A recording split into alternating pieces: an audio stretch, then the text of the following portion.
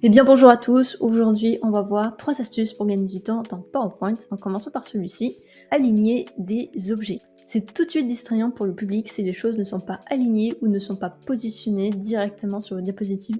Avant, je perdais beaucoup de temps à glisser chaque objet pour essayer de les aligner les uns des autres en me laissant guider par les petits traits là ici. Mais si on fait ça pour chaque diapositive, on perd un temps fou. Mais il existe un moyen beaucoup plus simple pour y parvenir, c'est la fonction aligner. Alors disons que j'ai envie d'aligner tout ce qui se trouve sur cette diapositive. Je vais commencer par les 4 rectangles externes. Là, je les sélectionne tous. J'ai maintenu appuyé le bouton Shift pour tous les sélectionner. Et ensuite, on reste donc dans l'onglet Accueil et on va les voir organisés. Et dans Organiser, il y a un bouton qui s'appelle Aligner. Et ici, on voit un ensemble d'options. Et en l'occurrence, je vais choisir Aligner en haut. Comme ça, voilà, ils sont automatiquement alignés en haut. Je vais faire la même chose pour chaque graphique ici, organiser, aligner au milieu par exemple, et je continue. Ok, donc maintenant qu'on sait que tout a été aligné horizontalement, j'aimerais faire une dernière chose, c'est faire en sorte que ces 4 rectangles aient la même distance entre eux. Donc pour ce faire, je vais d'abord les grouper, ces 4 blocs. Pour ça, je sélectionne tous et ensuite je clique droit pour les grouper. J'ai envie de grouper donc mes 4 blocs d'éléments. Une fois que c'est fait, pareil, donc je maintiens le bouton Shift appuyé, je sélectionne mes 4 blocs. Et ensuite, je retourne dans Organiser, Aligner. Il y a une autre chose qu'on peut faire, ça s'appelle Distribuer horizontalement. Si je clique dessus, et voilà, on les a tous alignés. C'était beaucoup plus rapide que de le faire un par un. Pour rappel, c'est dans Organiser, Positionner les objets, Aligner. Astuce numéro 2, le pinceau magique. Est-ce que vous êtes déjà retrouvé à changer d'avis en cours de conception sur les couleurs ou sur la police d'une slide et du coup à appliquer manuellement ces changements à tous les slides? En réalité, on peut faire ça beaucoup plus rapidement déjà, au moins avec le pinceau magique. Il vous permet de copier rapidement la mise en forme d'un objet, d'un texte et de l'appliquer à d'autres éléments en un clin d'œil. Donc par exemple, imaginez, vous avez décidé d'appliquer énormément d'effets sur un objet, vous avez mis des ombres sur chacune de vos cartes ici. Et si vous devez donc refaire manuellement sur la 4e carte, il faudrait que vous cliquez là-dessus, que vous décidez ensuite de changer le contour, le remplissage, les effets. Donc ça fait beaucoup d'actions pour une seule chose. Et en fait, on peut le faire beaucoup plus rapidement. Donc pour ce faire, vous sélectionnez l'objet parent, on va dire, la mise en forme que vous avez envie de copier sur le deuxième objet. Donc admettons que je veux que ce 4e bloc ait la même mise en forme que ces 3 premiers.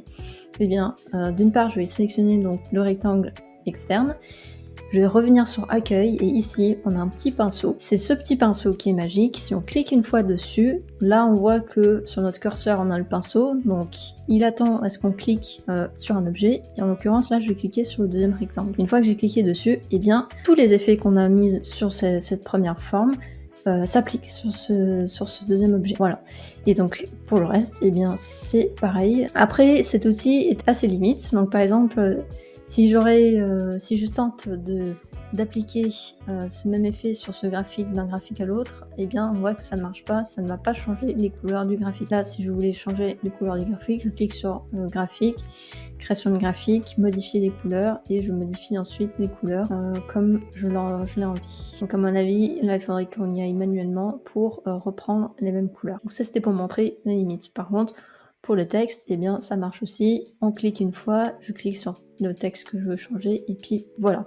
Police et couleurs ont été appliquées sur cet objet. Ça, c'était le pinceau magique. Autre astuce, donc je vais changer volontairement plusieurs textes, je vais mettre en rouge par exemple. Si vous cliquez qu'une seule fois sur le pinceau magique, l'effet va se reproduire qu'une seule fois. Une fois que vous avez cliqué sur l'objet, là on voit que le pinceau a disparu. En revanche, si on sait que c'est sur 3 objets similaires que j'ai envie d'appliquer l'effet, il y a une astuce, c'est de cliquer 2 fois de suite sur le pinceau. Et là, en fait, ça verrouille, on va dire, le pinceau. Et donc là, je peux cliquer sur un premier objet, puis le deuxième, puis le troisième. Et une fois que je suis satisfaite, là, je peux recliquer sur le pinceau pour arrêter, désélectionner le pinceau magique. Ensuite, 3e astuce, comment dupliquer facilement. On est bien d'accord, rien de plus simple que de créer une copie d'un objet.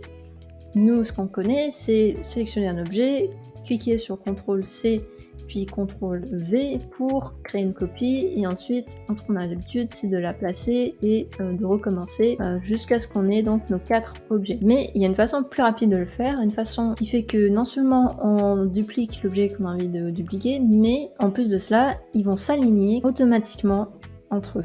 Alors, je m'explique. Ce qu'on va faire, c'est qu'on va choisir l'objet qu'on a envie de dupliquer. On se met dans le contexte où on a envie de mettre 3 copies, donc 4 objets, tous alignés entre eux et espacés de manière homogène. Donc pour ce faire, ce qu'on va faire, c'est qu'on va cliquer sur l'objet qu'on a envie de dupliquer, on le clique une fois. Et ensuite, on clique sur CTRL-D. L'objet vient d'être dupliqué, on le positionne. On relâche et là, on clique sur rien d'autre. On reproduit le même geste sur le clavier, on fait CTRL-D et automatiquement les prochaines copies vont se positionner à l'identique de la deuxième. Et on a donc les 4 objets qui sont parfaitement alignés et bien espacés. Et puis dernière chose avant que vous quittez, un bonus, comment ajouter des boutons dans la barre accès rapide. Je ne sais pas si vous l'avez remarqué, mais en fait ici j'ai une barre avec un ensemble de boutons dans toutes les options d'alignement. Ce qui fait que si je voulais aligner 2 objets, eh bien je peux le faire d'une autre façon, c'est-à-dire que je sélectionne mes 2 objets et plutôt que d'aller dans organiser, puis dans aligner, et puis cliquer l'alignement que je veux, j'ai tout de suite ici l'ensemble des options et je peux cliquer sur par exemple aligner en haut et ensuite déplacer mes objets comme je le souhaite. Comment on fait alors pour avoir cette barre accès rapide, c'est comme ça que Microsoft le nomme? Eh bien, première chose à faire, c'est de l'afficher. Donc vous cliquez droit sur le ruban et là vous avez affiché la barre d'outils d'accès rapide. Là normalement ça devrait s'afficher et vous avez peut-être juste le bouton enregistrer. Vous faites un clic droit pareil sur cette barre d'outils et vous choisissez la première option, personnaliser la barre d'outils accès rapide. Et là s'ouvre donc un panneau de configuration et ici sur la gauche vous avez tous les boutons que Microsoft propose. Si vous choisissez, donc au lieu d'avoir que les commandes courantes, vous choisissez toutes les commandes. Si vous cliquez là-dessus, ça met un tout petit temps pour le charger. Ensuite, une fois que c'est fait, eh bien on a toutes les fonctionnalités de Microsoft. Et par exemple, tout ce qui est alignement, c'est dans A, alignement, aligné à gauche, aligné à droite. Et si vous avez envie de le mettre dans votre barre d'outils, vous cliquez sur la fonction dans votre colonne de gauche, vous cliquez sur le bouton ajouter ici au centre et ça le met à droite. Donc là je l'ai déjà, donc il me dit qu'il veut pas, mais si je choisis n'importe quoi, aperçu, non.